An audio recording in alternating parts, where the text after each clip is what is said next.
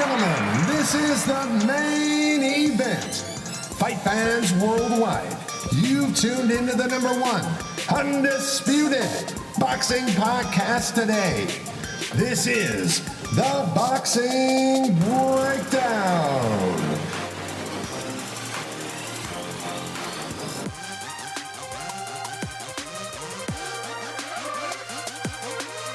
Now, your heavy-handed, hard-hitting host, Mark Roxey.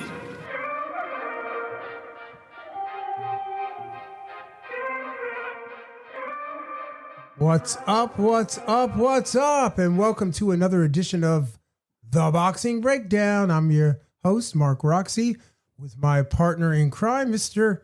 Harold Hunt, who is looking very dapper and actually very focused today. He looks like he's going into the ring today because he's so very focused. And if you are listening to us on Apple Podcasts, Google Podcasts, or wherever you get your podcasts, thanks for being with us. And if you're tuning in on Facebook Live or YouTube, we really appreciate you being with us as well. And you are welcome to put your comments in the comment box, and we certainly will get you in on the conversation and also answer any questions you might have about the topics. So today we're going to be breaking down a couple of recent current events in boxing, including the Shakur Stevenson fight, the Edgar Berlanga fight, Katie Taylor and Serrano. We'll discuss a little bit about Alicia Baumgardner, the Bomb, and we will also scrape the surface of Layla Ali and Clarissa Shields as a possible fight, which I think could be really, really interesting. Anyway, let's not digress. Harold, welcome. And what do you got on Shakur Stevenson today? Well, as you know, he just had that great fight. You know, he really showed the world that he is still the one. Him, if you want to use the vernacular of the street. His work was just great. Yeah. I have a guest in my home, my cousin. He's been to major fights over his entire life, just nothing but the big fights. So he has a little boxing pedigree. He knows what he's looking at. And we watched that fight again. And I'm telling you, we were both amazed on how well he was able to block the punches, deliver his punches, and he looked really, really good. So I'm just glad that he had the opportunity to kind of, shut the critics up and all that kind of thing. Now, Mark, I know you saw the fight exactly. I mean, what did he do differently that he hasn't done before that he was always capable to do, but he just really showed, another aspect that I knew he had, but the world didn't see. What did you see, Mark? Well, I mean, I think he's been longing for a fight that had that kind of style matchup is something that Shakur has been criticized of not having. He's been criticized of being boring. We all know this. It's well documented, and that along the lines with Devin Haney and other fighters that have a very similar style to Shakur. And so him being able to match up against Zepeda was a very willing accomplice to get in there and mix it up.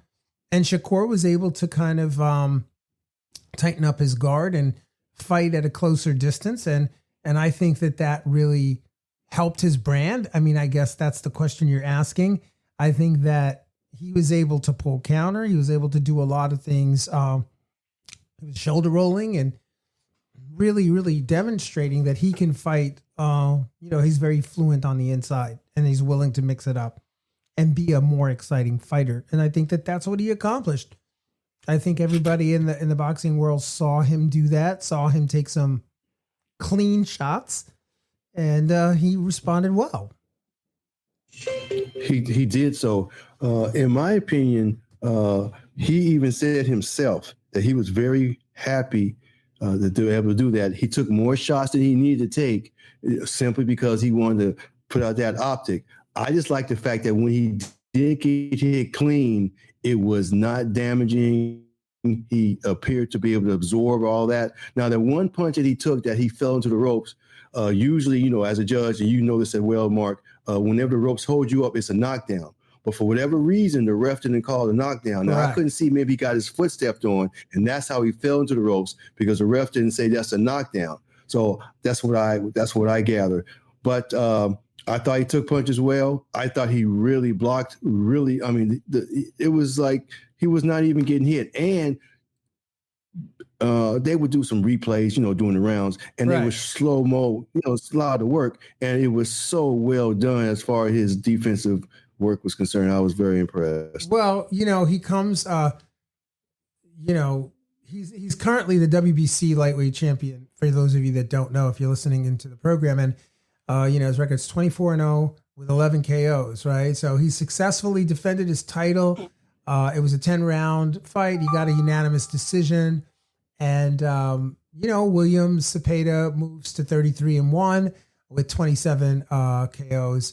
And I thought the fight was a competitive fight. I thought Zepeda, he made a good accounting for himself, and he certainly put on a good fight and shows that he's an exciting fighter as well. So hats off to him as well. I think, there was some scuttlebutt around the scoring of the match. So I wonder if you want to talk a little bit about that, Mr. Harold Hunt, the judge. Well, those judges who judge are my constituents, so I'm not going to name them or nothing like that. Yeah. I thought they did a great job. Each judge sees different things, so they saw it that way, and if that's what they saw, I'm good with that. Some people saw it differently. I saw it 8-4. Some people saw it, 8 rounds to 4. Some people saw it, because it was a 12-round fight. Some people saw it differently. So I believe the right man won, and I believe that it was such a hard fight to judge, because Zepeda was throwing so many punches. If you would think that they were landing, but they weren't, and judges know that they weren't. The world looks like they were, but they really weren't. So what they used was great. For me, I was at home, a different angle. I wasn't live. So when you're not live, you're not there. You see it differently. So I saw it 8-4, but still, Stevenson won easily, in my opinion. It was a lot of beautiful moments of crisp combinations and just pushing them back. My cousin is here, and he was telling me, he said, look, he's breaking that boy's will. Every time he comes, he said, oh, take this. Oh, take this while you're coming in hard. So, I saw a few things that, I wouldn't have seen, if, I had another set of eyes here. So for me, that man really proved that he is the one, and I look forward to whatever he does in the future. Well, he's definitely, pound for pound, one of the strongest competitors that's on the boxing scene currently. I will say that, for those of you that are tuning in, Harold mentioned the scores. The interesting thing is the commentary on the line on the wire is that the scores didn't match what the fight was, right? So at the end of the day, Shakur won the fight. So we're not disputing that he won the fight and that he won it in a wonderful fashion. That's not what we're talking about. But the judging, actually, Harold, what I want to explore a little is the judges' scores were like 118 to 110, 118 to 110, and 119 to 109. Is that kind of is that what you had, or was it close? Mark, you are not going to let me get myself hung. I'm not going to hang. I'm not. How about your cousin? How about your cousin? Is your cousin there? Ask him. Yeah, my cousin is right here. Ask him. Say, do you think the scores were 118 to 110, or go? Just ask. Okay, I'm just going to speak out. Jeter, tell me. Do you think the scores were correct for the Shakur fight, where he only won 1 round, Zepeda only won 1 round on one card and 2 rounds on the other? I had it 8-4, and some of the other judges had it 11-1 or 10-2. What's your opinion? Well, my opinion, I think they called it right, because Shakur Stevens, he was all over it, man. I mean, he slipped punches, he moved, superbly, and he pretty much broke the boy's will. You could see at the end he was the bull was backing up, you know. So I think they got it right. What do you think about the body shots, Harold? What do you think about the body shots? Because Zepeda, he landed a lot of body shots in this fight. Yeah, he had his routine, body, head, the whole thing. So I thought he was laying them clean, but after a while, it seems as if, Mark, and you're a trainer, I'm going to ask you this question. It seems as if Shakur started blocking those body shots with the elbows. Yeah. That's what I started seeing from Shakur. So, Mark, did you see that? How do you learn how to do that? Well, I mean, blocking body shots is essential because you don't want punches on your rib cage. You don't want punches. So, I mean, learning how to block the body shots are critical. And to your point, depending on the I'm just saying as a coach, depending on the viewpoint of the judges, some of those body shots look like they're landing, but in fact they're not landing because the judge, depending on where they took place in the ring, the judge is not supposed to score a shot that they didn't see land. And the problem with body shots is that you can't always see the shots landing, particularly if the shot is landing on the opposite side of where the judge is located. So that's where it gets kind of confusing to the, I'm not siding with the judges. I'm just stating what I know, which is that when body shots are being landed, you're cutting off 50% of your judges are not able to see what you're doing. The percentages go down, even though the body shots are doing damage, and the body shots may or may not have landed. And that includes if you're watching it on television, you're only seeing the angle in which the camera is showing you. So in essence, as an audience member, unless the camera is a boom from overhead where you literally can see both hands working, it's oftentimes, especially with there's a lot of cutting, it's hard to tell what's actually happening throughout the whole fight unless you're in the arena. And even the judges that are in the arena only get to see a portion of that fight. So this is why boxing can be so very, subjective, especially if you don't knock the person out, right? So I agree with that totally because I was watching from home, but I clearly saw 3 rounds that Zepeda won. Right. With the body shots, with clean punching and the aggression, I had no problem at all scoring him, the 4 rounds I did, not at all, but he did get taken over. But his body work was consistent. It kept coming. But Shakur was stabbing to the body too. That jab to that stab jab, he was hitting him with that a lot of times coming out the break. Yeah. So, Mark, why does the stab jab stop people just like right in their tracks? Floyd was good with that stab jab.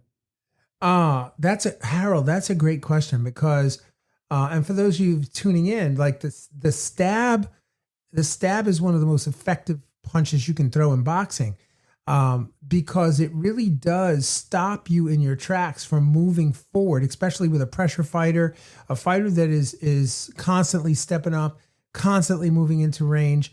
If you're good at stabbing, you can really stop the fighter from moving, but you also can set up those big headshots. You can set up a lot of shots off the stab because you keep stabbing down low. And what happens is the fighter starts to, flinch and starts to look to protect those down the shots downstairs. And guess what?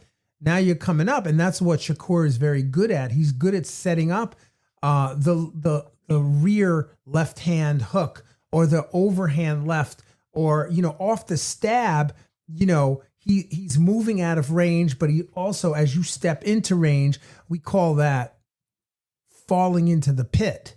As you're falling into the pit, you're getting caught with shots as you're falling into the hole, So I think that is, that is a great technique that Shakur has. I do want to say that in the 3rd round, Zepeda was able to hurt Shakur with that right hand, that caused him, almost going down, right? And that's what I spoke of earlier. Because it wasn't called a knockdown, he had to slipped footing, has foot stepped on, because there's no way a ref of that caliber would not call it a knockdown if it wasn't a feet entanglement at some point. Yeah. That's the only way, because he fell clearly into the ropes. If the ropes weren't there, he would have fell into the front row. Right. So, and that is a knockdown in our, our world as judges, as you are a judge as well. So yeah. I couldn't see that from the TV angle that there was that, but I thought he took the punch well. And when he did stand back up, he forced him back in the middle of the ring in that round. Right. Yeah, no, I mean, Shakur, they talk about Shakur, and I wonder what you think about this. They talk a lot about how Shakur is boring. Shakur is always on his bicycle. It seems like there's this trend now for the general public or pundits or, folks in the boxing world, because everybody's got an opinion, right? And they talk a lot about how guys like Devin Haney or Shakur are runners, or they're not exciting fighters, and this and that. And, the one thing I want to say, and I want to know what your opinion is about it, Harold, for me, it's easy to talk about boxers being scared and this and that when you're not taking the punches. People don't understand that part of the whole magic of being a professional fighter is to hit and not get hit. That's the art of boxing. That it's not, the art of punching each other silly. It's literally the art of hitting and not getting hit. And I just wonder what your take on that is, because Shakur is exceptional at not getting hit. It's just like Andre Ward was exceptional. Just like, there's just a litany of fighters that we can call out that are exceptional at delivering shots, but not receiving shots. And those are the ones. Floyd Mayweather is a great example. And this is why a guy like Floyd is super coherent. He's not suffered what many, boxing is riddled with fighters who are walking on their heels, who are unable to really speak, or because of the damage that they've taken, mostly because of, pressure from fans or even coaches to fight in a way that leaves you destitute physically, I'm wondering what your opinion is about that. That was a kind of a tangent, but go. Well, of course, I got a reference to my house guest, my cousin and his wife. Yeah. They're boxing fans. Yeah. Okay. And they know exactly the thing is hit and not be hit. So it's rare for fans to recognize that. Once again, fans is short for fanatics. Right. Fanatics, logic does not make sense to them. So in their mind, yes, he's running. Yes, he's this. And yes, he's that, because they're fans. But the insiders know the skill set that's involved. Yeah. So one person I know was able to get the fans to recognize and appreciate both sides of it. Floyd Mayweather was pretty boy, and he was knocking mugs out. His 97% knockout rate. When he got older and the hands weren't where he was, he fought another 10 years or 20 years, but he was moving and he no longer knocked people out. But people started to appreciate that style of work. Yeah. So he was able to get the public to say, well, we like the knockout Floyd, but now you're money Floyd, but we still like you because, or don't like you, we're still going to tune in. So had Shakur had early devastating knockouts to galvanize his fan base to him initially, then I guess the fans would be more apt to appreciate what he does. Yeah. But he only has like 10 knockouts in 27 fights. So in their opinion, like, oh no, you're a runner, but he's not a runner, not at all. He just doesn't have the opportunity to put it on you like that if you're not coming toward him. Yeah, no, he's listen, Shakur is a very skillful professional fighter. He was an exceptionally skillful amateur fighter, and he's got a storied amateur and pro career. And I think that the best is yet to come for a guy like Shakur Stevenson, especially after fights. Once he starts having fights like he had, where and his promotion is very, very how do you say it? confident in his matchups, and I think that this is not only a feather in the cap of Shakur, but it's also in the feather of the cap for the promoter, and these guys who are behind him, because they are going to believe in him even more, putting him in more competitive fights in the future. And I think that's probably the biggest headline for that fight that he just had. Yes, he had no optics.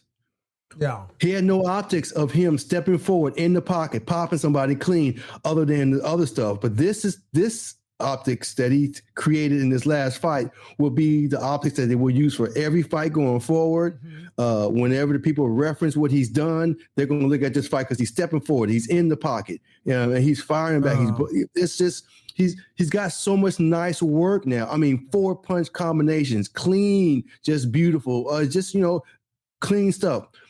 When Floyd hit Canelo with that one punch and turned his head all the way around, we've seen that for 20 years. Right. That one optic.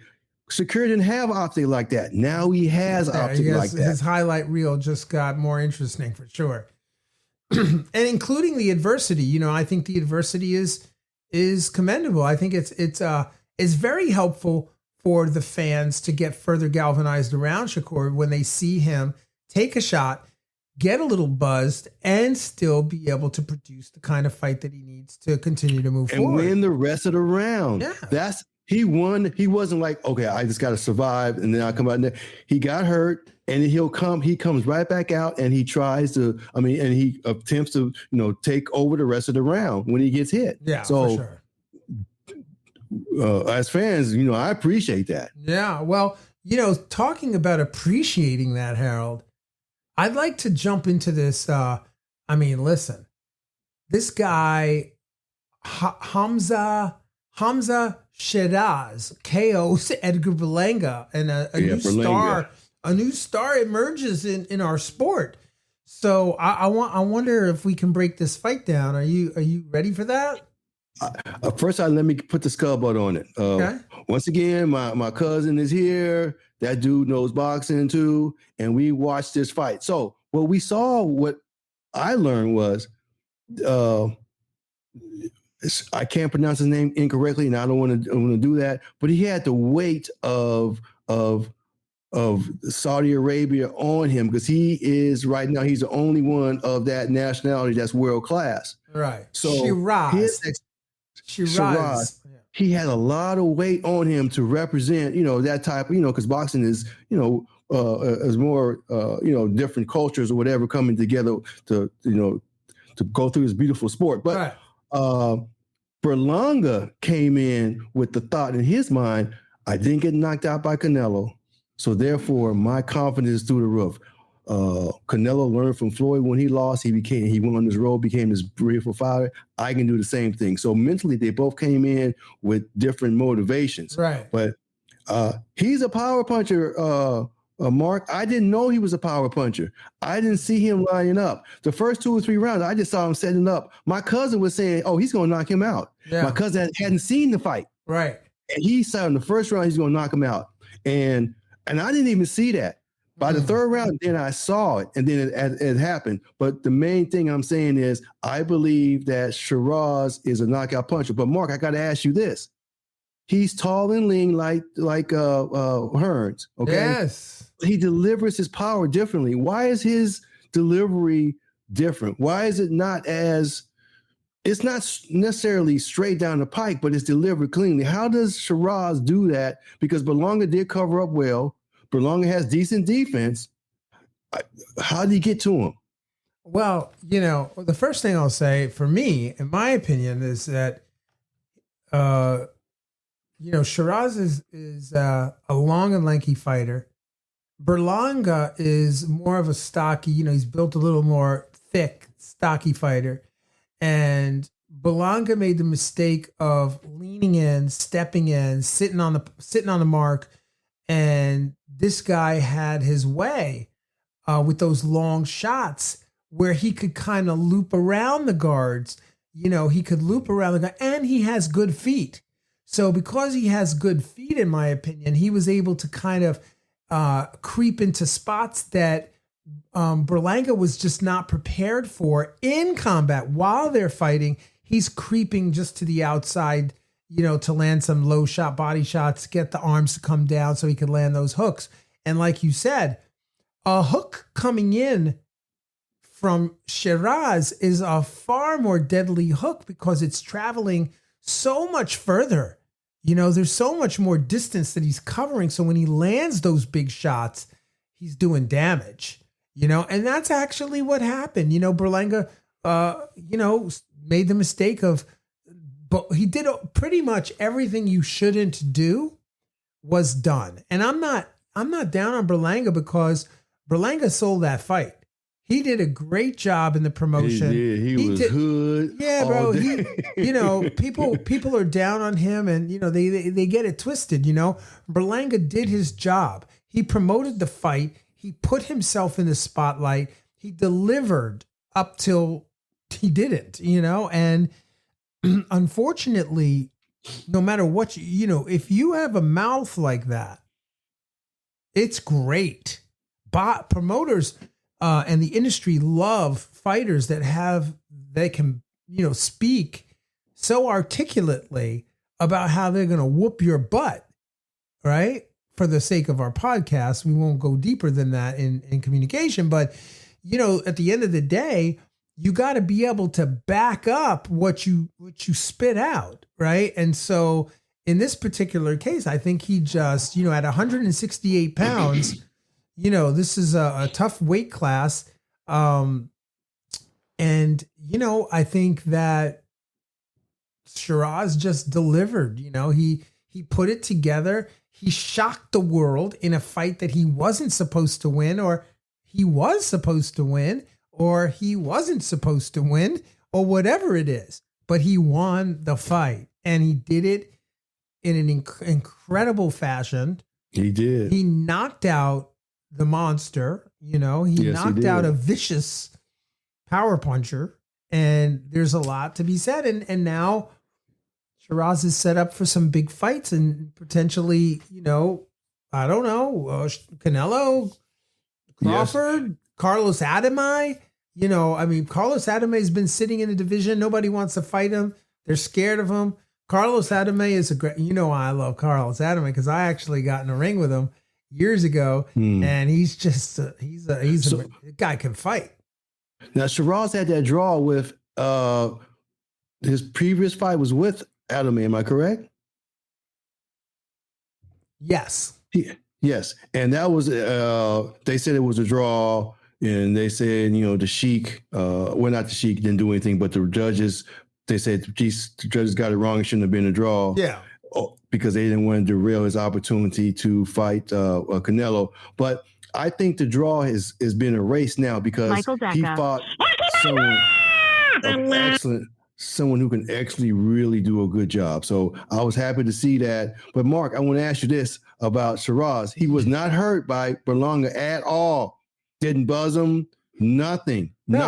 So he has a chin as well. No, this guy can fight, bro. This guy Shiraz is a good fighter.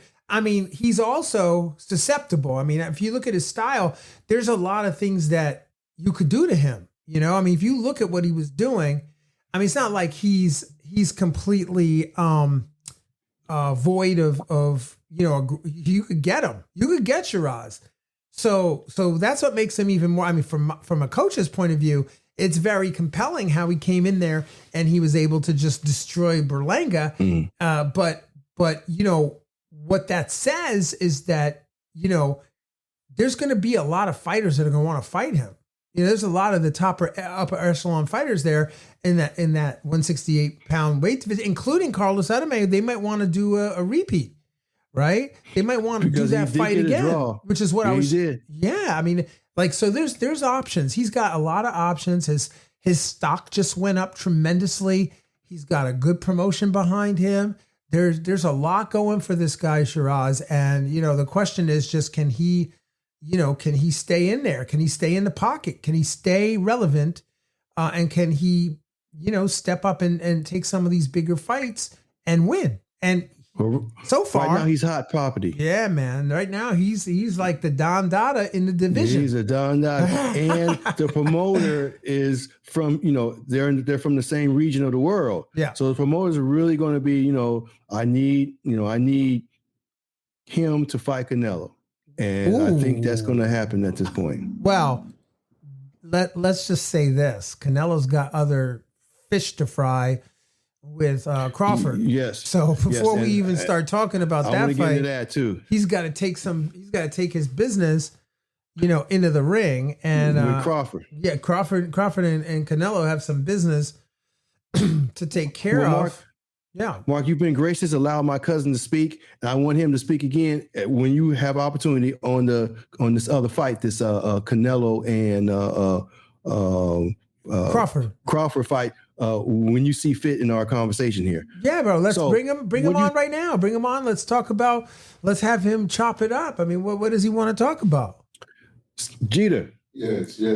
Okay, we got Canelo and Crawford. Just give me your quick explanation on who you think will win. I'm gonna go with Crawford. I think he's hungry. I think he's younger. Maybe not younger in age, but he's still, Canelo has a lot of miles on him. And, he's a hell of a boxer, but I think Crawford's going to pull it out. He wants it more. So that's a prediction. That's a prediction. He's making a prediction. He's not giving me anything. I'm just saying, Tell him. You're not giving him anything clean. You're not giving him no technical stuff. Now, I want to know why he thinks that. Why? Like Crawford with that switch. He wants to know why you think that. Because Crawford switches hands. He's a switch hitter. He's quicker. He's faster. And like I say, I saw Canelo's vulnerability. I mean, he can't take a punch like he used to. He's not slipping like he used to. He's still in there, but I think Crawford has way more skill. Wait. Back it up. Canelo does. He's saying back it up. He's saying back it up. Canelo doesn't have a. Canelo doesn't have a chin. Back up off of that. No, tell him back it up. Back it up. Crawford doesn't have it. I mean, he's saying that Canelo doesn't have a chin. Is that what he said? You're saying Canelo doesn't have a chin? I want to just make sure I heard him. He has a chin, but it's getting hard for him to get it out the way. He's laughing at that, Jeter. It's hard for him to get his chin out of the way. Out the way. Okay. Well, I can't argue with that. I mean, I can't say that he can't take a shot, and I can't say that he's not going to be in the pocket. This is an interesting fight. I want to know. I mean, Harold, what do you think, though, Mark? What do I think? Bro, I haven't I've been studying this fight for like 2 months already. Like I've been going back and forth for 2 months. Okay. I can see the argument for either side. If I give you, for those of you tuning in, you are not going to take my expertise and go make $1 million off of me for telling you who's going to win. So I know you're listening, so I can tell you who I think is going to win. So you could go make $1 million and you not give anything to Mr. Harold Hunt or Mark Roxey in the Boxing Breakdown, so that we can actually build up our podcast. So here's the thing: if you win $1 million off of my prediction right now, then you better write it. I want a check, bro. We want payday, like Canelo says. We want payday. Payday. Okay. All right. Okay, Mark. If you're not going to say anything quickly, I'm just going to say what I think. Okay. I think Crawford has the waist up, he's good, and the waist down, he's good.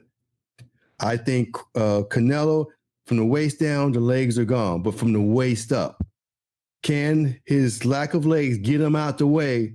Like my cousin says, get that chin out of the way. In the past, the legs would get him out the way. I think now his legs won't get him out the way, but his IQ and his upper body movement will help him. Whereas Crawford's got both. He got the legs to get out the way, and his upper body movement is going to be conducive to him. So to me, it's a one whole man against a half a man. Wow. Canelo can't move. You guys are giving Canelo no love. Wow. I'm blown away. I'm blown Gina, away. He's saying we're There's- giving Canelo no Canelo love. gets Gina. no love. Gets all the love.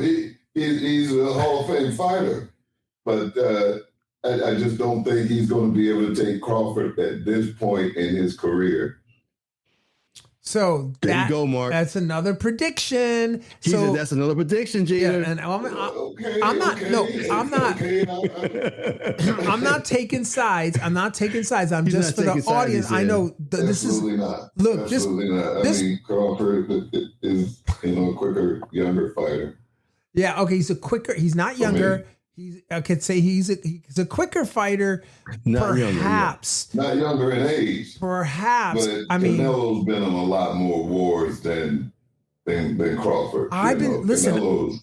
Tell him I've been looking at some of Canelo's recent pad work and recent bag work and stuff that he's doing in the gym, and I got to tell you, his speed is really impressive. He's moving very, very fast right now. I don't know if you guys been peeking on that. And yeah, I've seen Zab's footage. they've got him really on his toes, using his toes. I don't know what they're doing. I do know what they're doing, but they got him moving. So it's going to be an interesting fight. And one of the things I'm going to tell you is that this fight is going to not only be won by the fighters, but I think this fight is also going to be won by the coaches. Because who comes into this fight with a better game plan? Both of these fighters can be beat. Both of them can be beat, right? Now, Canelo has a record of being beaten. Crawford does not. But fighters can be beat. They're two men, right? They can be beat. So the keys to this fight, the keys to victory have a lot to do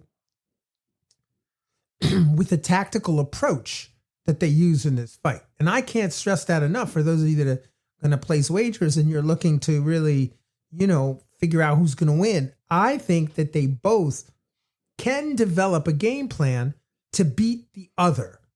And I think it's easy to just say, oh, he's younger, he switches, he does this.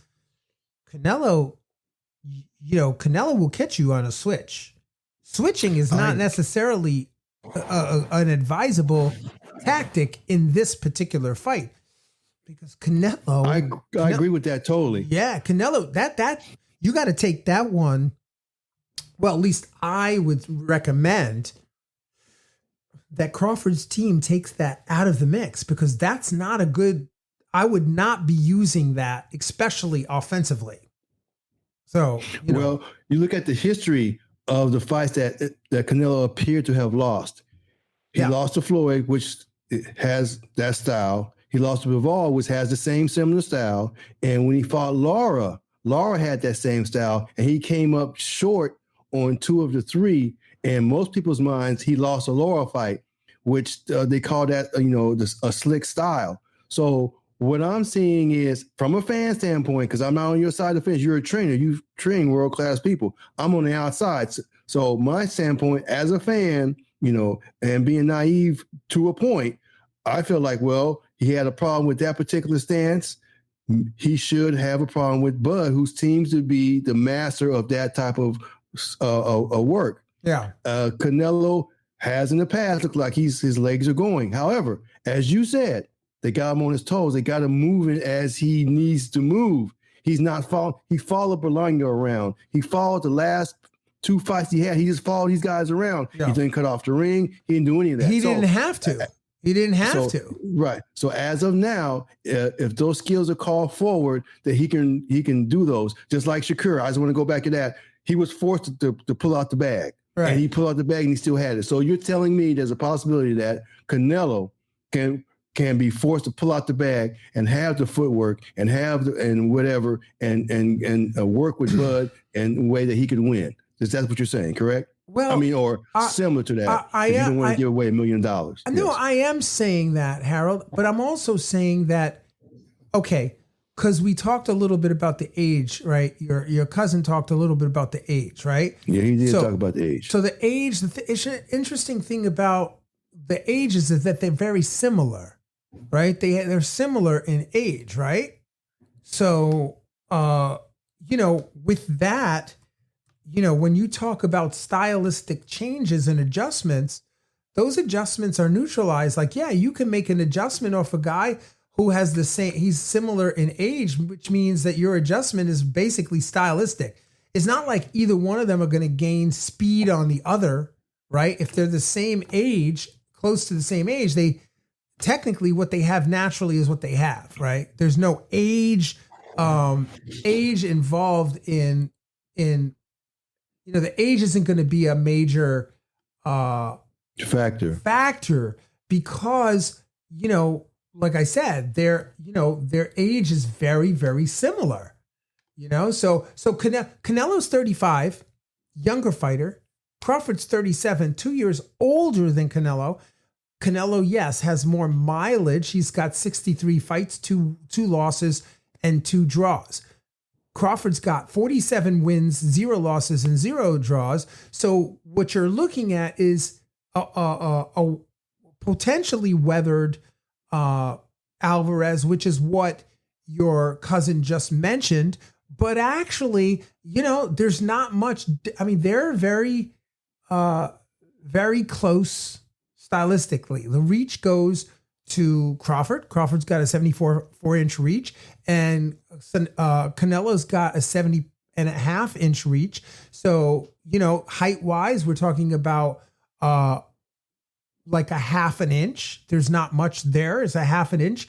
Canelo is 5'7.5", and Crawford is 5'8". So, the one of the biggest differentials is that Crawford is a southpaw and Canelo is an orthodox. So you've got a situation where if, there could be some headbutts, there could be some cuts in this fight, depending on, if Crawford gets aggressive with Canelo and starts dropping in the pocket and Canelo's moving forward, we could have, some early headbutts. We could have some other factors in the fight that most people aren't even looking at. There's a lot here.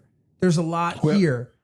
Crawford will switch though, and I've seen a lot of his fights where he's orthodox, and then he'll go to the southpaw. So I think if he has to, he can fight, on either side of the fence consistently and well. So maybe the headbutt stuff may not happen simply because he's going to be opposite. Where I haven't seen Canelo switch like that. I haven't.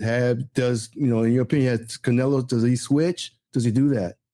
I mean, I'm sure he would switch against a less of an opponent. I'm sure he's played around fighting on southpaw side, but Canelo is very, very skilled at fighting southpaws. It's not like he hasn't had a lot. I'm sure in camp right now, he's probably got 50 southpaws lined up for sparring, so I'm not, and I'm sure he's got right-handed guys in the camp too, because he's going to need both sides, right? So I don't really see that. I don't think we're talking a guy who's got 63 professional fights has been fighting since I think he turned when Canelo turned professional.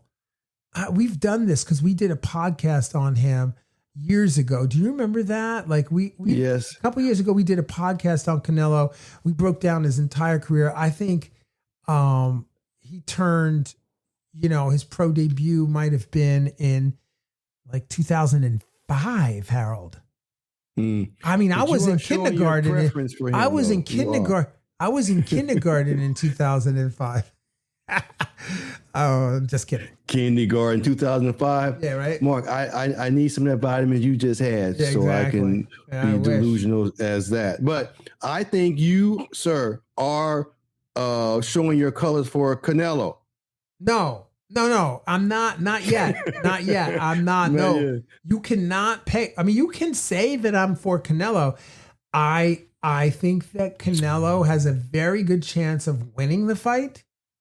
And I also think that Crawford has a very good chance of winning the fight. And I'm just still studying. I haven't given my full verdict. For those of you tuning in, you're going to have to come back in a couple weeks where you keep listening to the podcast because we're going to keep talking about Canelo and Crawford, and we're going to do a style breakdown later on. Yes, and we are. We are. And then I'm going to give you my prediction, and I'm going to tell you who I think is going to win. And I'm only going to tell you that I'm going to put my money where my mouth is, because I am going to make sure that, I'm going to, place my bet with DraftKings. DraftKings sponsorship, brother. I just mentioned you, so I'm hoping that you will, maybe you'll sponsor our broadcast. But yes, but I do intend on making a lot of money off of that fight, and I'm going to bet as you say I should bet, because I never bet on fight. I've never bet on a fight in my life, and I've been doing this all my life, and I've never ever put money on it because I just have this. I'm a purist, but boy. If you know, you know. But I will say this. I've been to some conventions. I've done some fights recently and whatever. And I talked to the trainers of your ilk, Mark, who have actual fighters who are fighting on TV all the time. And I said, who do you think? And they all look at me. The 3 or the 4 that I talked to, they said to me, trainers who are in the business, in the industry, they say Crawford will knock him out. Well, we're gonna find out. I mean, we're gonna listen. The fight is coming up, bro. When is the fight? When is that fight? September on Netflix, which is the whole world can watch. Yes. I mean, tribes in Zimbabwe, Africa can fire it up and watch the fight, man. Everybody can watch this fight because Netflix is like CBS. Everybody's got Netflix. Yo, everybody. It's good, Harold. It's off the chain, man. I am so excited that it's going to be on Netflix. And also hats off to the Sheik, because he came out and he said, I'm paraphrasing, but he said, bro, we're not pay-per-view, we're eliminating pay-per-view for all future Riyadh fights, for all future Riyadh season fights. We are not doing pay-per-view, bro. That's great that he said that. He did. He said, we're not doing pay-per-view fights. We're eliminating it because, we're partnering with DAZN, and we want this stuff to be free for boxing fans, for the subscribers.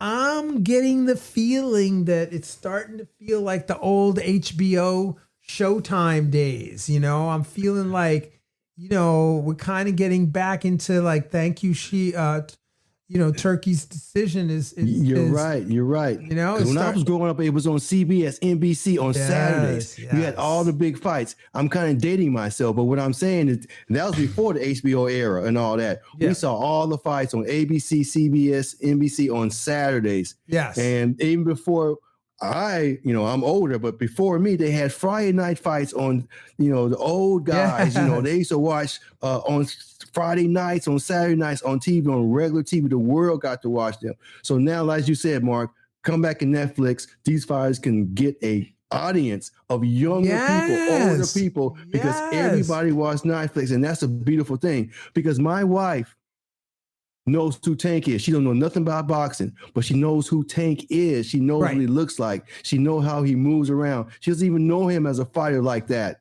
Right. And that's because he's popular. And the more often they fight on this type of medium, it's going to go back to where it was, where these fighters were in mainstream America. Yeah.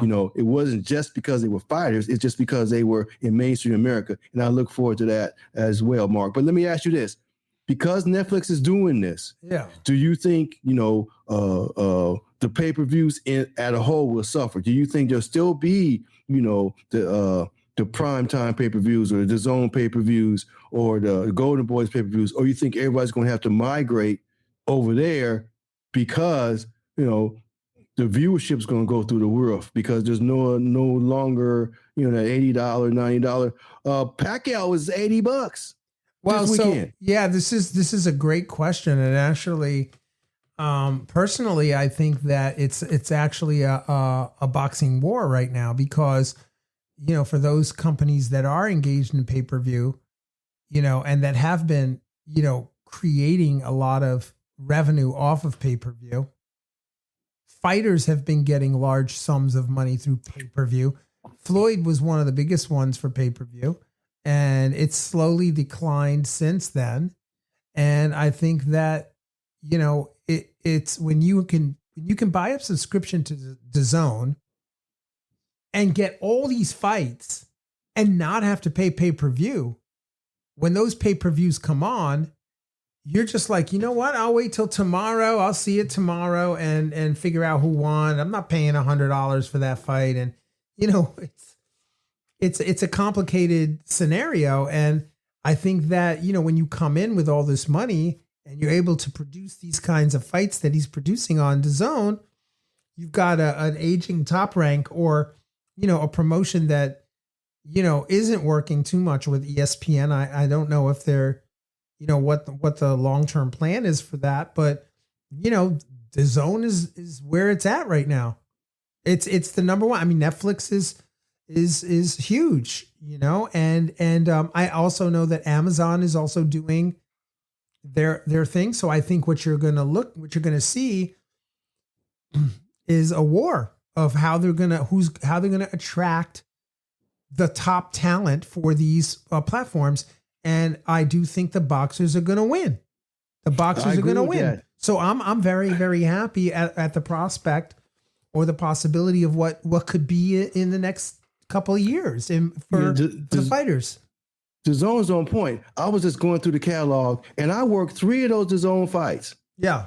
Just me. I'm just a piece of sand on a beach somewhere. Yeah. But I was able to work 3 DAZN fights at the level I'm working at. So I was really happy that DAZN, has so many fights, that are so many partners that do the fight. So DAZN is where it goes. But I will say this, if you do miss a DAZN fight that's pay-per-view, they let you watch it that next day. Yeah. Whereas Prime will hold that bad boy for a month before they'll let you see it for free. Right. And ESPN will hold it for a minute before I let you see it free. But DAZN will spool that thing back up and let you watch it directly after the pay-per-view. And that alone is worth it because you're not that far removed from the actual fight. You can watch it that next morning if you need to. And the other ones don't offer that. Right. Well, Harold, we've got about 5 more minutes here. We got 5 minutes? Five more minutes. And I know we wanted to break down a little bit about, some of the ladies here. We can finish this broadcast. First of all, shout out to women's boxing. Shout out to Jake Paul and his promotion for really bringing attention to women's boxing. And it couldn't have come sooner. And it's just so wonderful to see all these female fighters having their platform. The recent all-female card was absolutely exquisite. Good paydays. Oh, it was an exquisite card. It was exciting. It was fun to watch. There were a lot of great competitive bouts in the female boxing world. And so just to round out a couple, obviously Katie Taylor defeats Amanda Serrano via a majority decision, 97-93. 97-93, and one judge had it as a draw, which is 95-95 for Taylor. I mean, Taylor is undisputed, man. She won 3 times. What can you say? I think the biggest problem with that fight, Harold, and I want to know what you thought, but for me, the biggest issue with the fight was that neither one of them, and more specifically Amanda Serrano, didn't necessarily have the right game plan for the fight. And I think it left the fans, not all of the fans, but many of the fans, a little bit sour because they would like to have seen her press forward, make the action like they did in the last 2 fights. The last 2 fights were so incredible. And I think the fans really wanted the same or even more. And they thought they were going to get an even more explosive fight than they had in the last 2. And what they got was no cuts, barely. They were punching air, and I think that was a little bit, how do you say it? Lackluster, for lack of a better word. Your opinion. Good point. What I saw was Katie was headbutting her the previous fight. So she was so worried about that. The ref had been drilled. Watch out for her headbutts. Watch out for her headbutts. So he's looking for headbutts. Katie's like, I'm not trying to headbutt her. We were just engaging. And then Serrano was running from the headbutts. So that caused all that distance between them, number one. Number two, it's a trilogy, but she lost all 3 fights. So to me, the trilogy wasn't needed. And the caution that was in place for this fight caused it to be as lackluster as it was. Yeah, no, I agree with what you just said. I would just add that, you know, the first 2 fights were very controversial.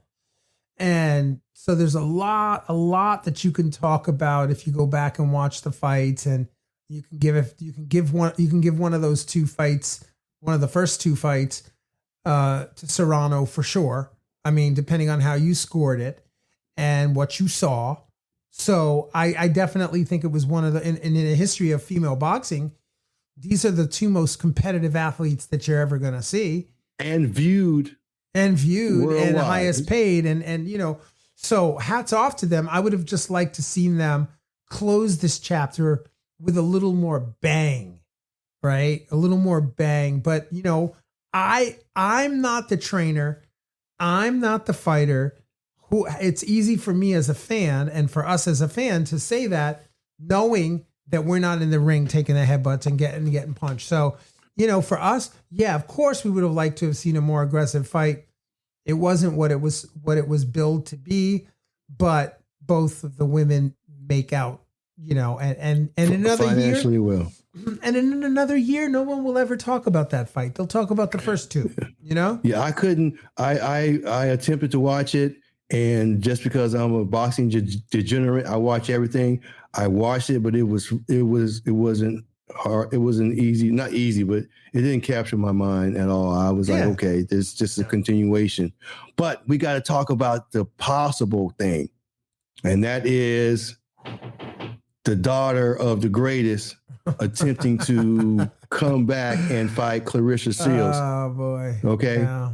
So, Mark, what do you think? Oh boy. First of all, I mean, can she do it? Yes. Is she beloved? Yes. Is she beautiful? Yes. Is she talented? Yes. She's all of those things, and she's dominant. She was dominant in her career. She's undefeated, you know, so there's a lot there. Ali, she was. Yes. There's a lot there. The thing about it, though, is Clarissa Shields is active. Clarissa Shields is talented. Clarissa Shields is probably the best female fighter in the history of the sport. She's an amazingly talented fighter. And I think that, you know, if I'm looking at it as a promoter, then I could see the value in putting that fight together. No different than Katie Taylor, Amanda Serrano. I can see that fight being put together and being billed and having a lot of followers and viewers. Do I think that Layla Ali, with no disrespect, will beat Clarissa Shields? And this is just a prediction, because you have to see them close to the fight and how they're training, how they look to predict the winner of the race, right? But right now, I just don't see it. I think Clarissa Shields is just really an amazing fighter. So yes, Clarissa moves up and down in weight. Her skill set is still intact. It has been for a long time. Mm-hmm. Yes, Ali's going to look beautiful. While she's working out, run up to the fight, her body's going to be beautiful. Yeah. She's going to have all the optics. She's going to look like a million. She's going to look like she can do anything. However, the reflexes are gone just because she's of her age. Simple as that. Yeah. You know how it is, Mark. You get into the ring, you see it, but you don't have the reflexes anymore. You can't throw the punch. No. We've seen fighters who come out of retirement. They look beautiful, get in the ring, and the reflexes are just gone. Case in point, I mean, when Ali fought Holmes, he had taken some kind of drug. He looked so good, like he rolled back the years of time. And the first half a minute, he had nothing. We remember when De La Hoya got dressed, he went all the way down in weight and looked beautiful. Right before he's going to come out of retirement, he realized that his reflexes were gone. He would get knocked out horribly. He didn't come back out. Madonna, he retired. He came back, and right before his fight, he was in sparring, he realized my reflexes are gone. Yeah. I think Pacquiao's going to come back and get beat up very badly. And I think Layla Ali, if she has any kind of understanding, if she can get past the $30 million that she'll make after taxes, she won't come back and get beat up by that girl. I think the girl will, Miss Shields will beat her up. Yeah. I think she will beat her up. I think this is a situation where she shouldn't fight. Clarissa is fighting another heavyweight. What, next week? Yeah. So she's too active. So the opposites are going to be beautiful. Ali, she's going to look beautiful. Yeah. She's going to be just the most beautiful thing, but she's going to get beat up in there because in my opinion, the reflexes are gone. No, I can't agree with you more, Harold. I think that's a great assessment of, or a great caution, actually, a caution for what could be, you know. So we'll see. I mean, you know, it's a great, I mean, promotion wise, it's a great thing to try to put together.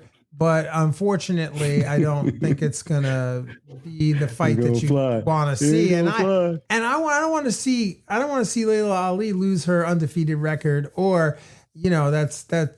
You know, I mean, there's a lot more in that that you just don't want. Why? Come on. It reminds me how Ray Leonard got talked out of retirement by Camacho, and Camacho beat him up. Yes. And that hurt my heart. I was like, oh no, why do you do that? Because he listened to the talk, and she's gonna listen to the talk because she don't want no girl to upstage her, and she can get a ring with that girl. That girl gonna beat her up. And I also think, please don't let that happen, bro. I think Harold. I think this is a money thing. I think it's about the money, bro, because Layla Ali is not fighting for anything less than $1 million. I mean, she's looking for big money, bro. I mean, there's no way that she's going to fight for, if Katie Taylor and Amanda Serrano got a certain payday, she ain't fighting unless she gets that or more. Double I can that. tell you that. Yeah, I'm telling you like that. That's why, like, but hey, you know what? Put it on. I know you and I'll be sitting there with our popcorn watching that fight just like every other fan. Or wanting to, you know, for Layla Ali to do great, you know? So, I mean. Hey, Mark, I know you got to wind it up. Yeah. I want my cousin to say goodbye. Okay. And because I know you have to move on. We both have to move on. But I want to thank you for allowing my cousin to put his input in. He couldn't even hear what we were saying. Yes. But he put his input in. And I just want to thank you, Mark, for, doing this podcast. Yes, man. And then my cousin,